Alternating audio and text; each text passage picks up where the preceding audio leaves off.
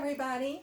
This is Miss Hardman again, and I am so glad that you joined me today. We've been talking about shapes and how you can use shapes to create your artwork and dispel the notion that you're not an artist.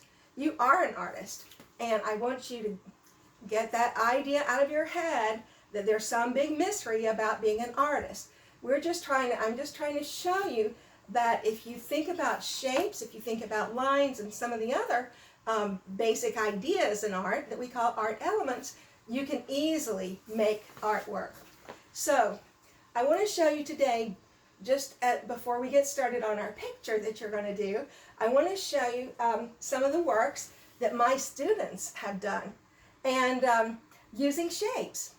Now, if you look at this picture right here, you'll see this is a whole wall of some spring pictures that my students did one year.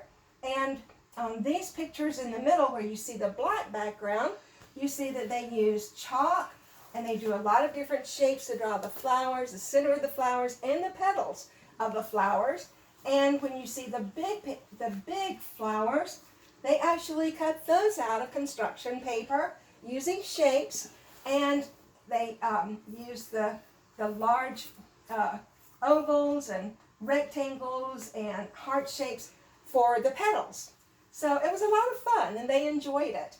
I wanted to show you this picture because our students don't use shapes just to draw with, but they also use a lot of round and shapes that have angles, or squares or rectangles that have angles or corners to create three-dimensional things. And this is a picture showing some of the pottery that my students have done. You can see a lot of nice round shapes that they used, and some of them are rectangular looking that are joined together. They're so beautiful. And then they used some really pretty glazes when they were fired in the kiln, and it just came out great. And over here, we may have seen some pictures like this before, but these are just some birds, some jungle birds, if you want to call it that, of some birds that may have beautiful plumes and feathers, and everybody made up their own ideas about it. But we had an oval shape for the head, a big oval shape for the body, and we connected it with a rectangle. Of course, rectangles for the legs, as you see here. And you can see the big oval shape for the body here, and the smaller oval shape for the head with the rectangle neck. This one has a triangle here for the beak. This one does. It's a curved triangle, and you can see the feathers on each one are done a little bit differently. Curved lines, and these are more oval shapes in here. These are more rectangular or linear shapes, which makes it look more like stripes. And they did a great job of creating the jungle around them with all the grass, the big thick grass, and some flowers and things. So, and this one actually, this one is actually, let me put this back up so you can see, standing in some water, and I just wanted to point that out to you. And so right now, we're going to get busy and make a picture of our own. So, let me take this down so we'll have room. Move it over here. And don't forget some of the shapes that we had talked about earlier, last week, or whenever the last time you visited. There was a circle that we stretched out and made into an oval shape. We stretched out the oval shape and made into the ellipse.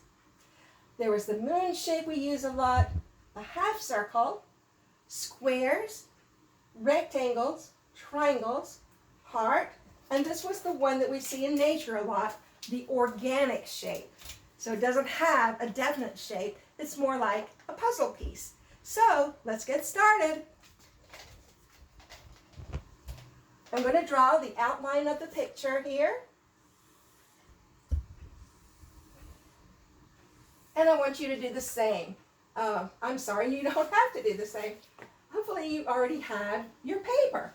And you can use crayons or colored pencils or even markers to draw your picture. So the first thing I would like for you to do is on this section of your picture, I would like for you to draw a big organic shape. Remember, I said it's kind of like a puzzle piece. So let's just draw a big puzzle piece right there. Okay, after that, we are going to draw an oval shape right there. And while we're at it, let's go ahead and draw another oval shape right here and one right here. So I'm going to just take my finger and kind of rub that out because I don't want that organic shape line to show through.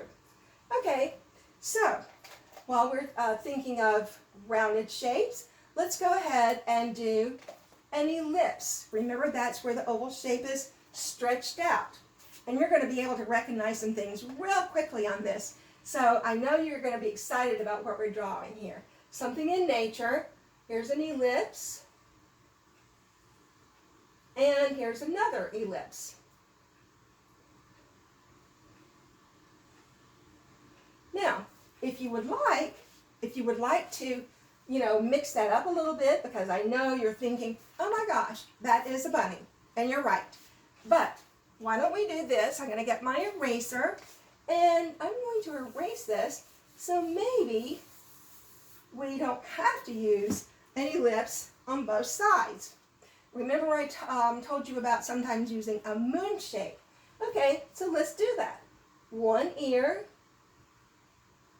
that actually curves over or is a little bit bent like that. Why don't we do that? Okay, and then we're going to go ahead and right here on this little oval shape, we're going to draw some little paws, just some little straight lines, and do the same thing over here, kind of in between straight lines and moon shapes. And go back up here to the oval. We're going to draw one small oval here and another small oval there. How about that? And let's go ahead and we can do this. Right inside that oval, let's draw a little circle.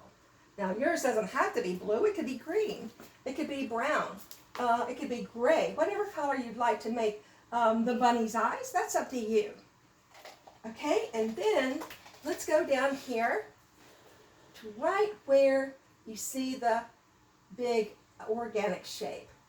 And we're going to draw, let's make it work, see if I can make this marker work a little better. Yeah, it's having a hard time, so I'll go to I'll use another marker instead. Why don't I draw a triangle shape right there for the nose, okay?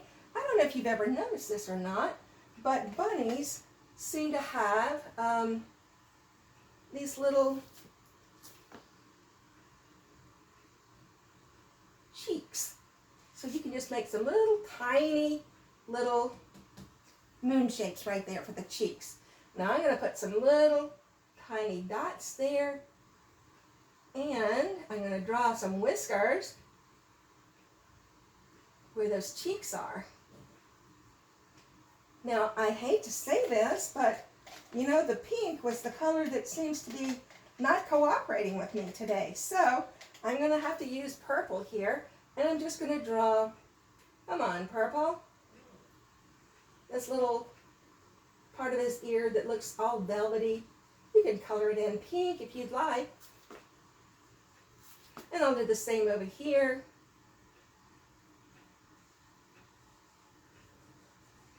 Oh. Now, we're going to make it kind of look like he's not just peeking from behind this big rock right here, but that you can see a little bit of the side of him. So why don't we draw another big oval shape that comes out like that. That's going to be kind of like his backside sticking out from behind that rock. And while we're at it, let's see if my marker, let's just do another organic shape here for a little bunny tail. Now, you know, when we were talking about lines recently, we talked about curvy lines. And so right down here, I'm going to draw a curvy line and have it curve just like this. And I'm going to make another curvy line. I'm going to curve this on around and make another one just like that. Oh, and I'm going to take my finger and I'm going to erase that part of the big rock that's right back there, and maybe draw a little eye right here, maybe a little mouth right there. And why don't I just go ahead and put some designs on here. Let's do zigzag lines, because I think that would make a really neat design on this nice snake. I think this bunny has decided to hide behind this rock and watch where this snake is going. Maybe hide from him. We don't know. It might be a friendly snake, but it might be a snake that the bunny's a little bit afraid of. So he's just going to look from behind there, and then we're going to go ahead and let's just do some nice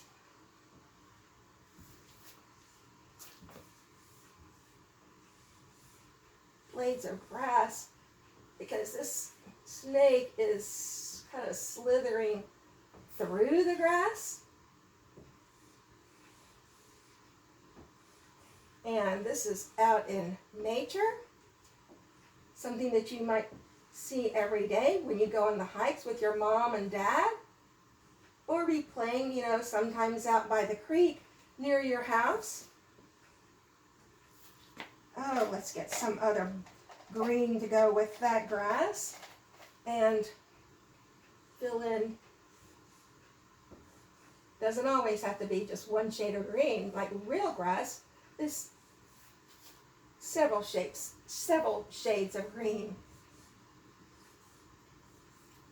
There, why don't we do that? And while we're at it, let's go back up here to our sky and draw a circle and let that be your sun. And why don't we even do this, if I can make my marker work. Let's draw a puzzle piece or an organic shape there from behind the sun, and maybe a couple of other organic or cloud shapes up in the sky. But you know what else? We don't want to just leave all this extra space back there, so we're going to go ahead and draw our horizon line. Remember, I said the horizon line separates the sky from the ground. So let's just do that. We don't want it to be a perfectly straight line, so we're just going to have it go right like that behind our bunny, and maybe like that. So be sure you color in your picture with whatever colors you like, and the next time we get together, we'll make another picture using our shapes. Thank you for joining me. Bye.